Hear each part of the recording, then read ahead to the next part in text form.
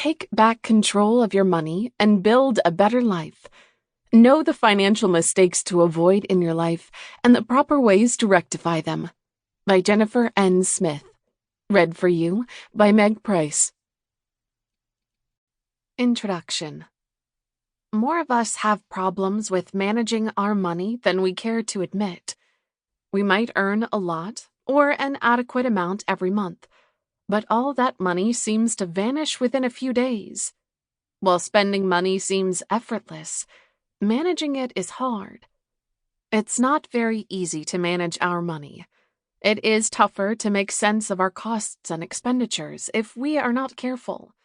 To know how to analyze and manage your money, you don't need to be a mathematician or an expert. Simply careful. I can talk because I have been through this more than a few times in my life. My family has always been careful about money. My parents were hardworking people who were always on a budget, and they were always careful about their money.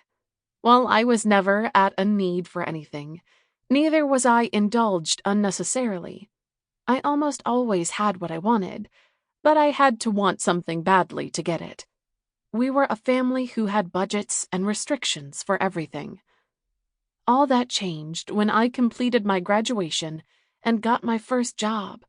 While my salary was adequate and modest, it was the first time in my life that I was in possession of my own money.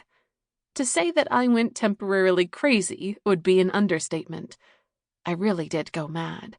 I bought everything I could set my eyes on, more clothes than I could wear, things I didn't need, too much groceries every week.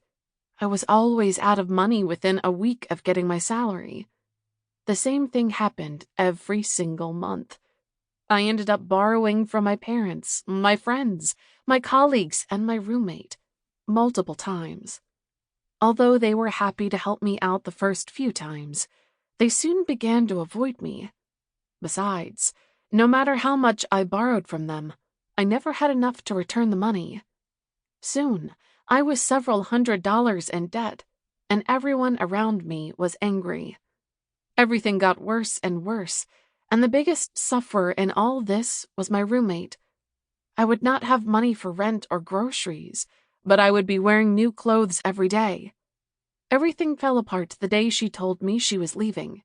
Without any warning, she told me she was moving out the very same day because she couldn't afford to pay for both of us. For the first time in my life, I felt truly alone. I was in debt. My coworkers...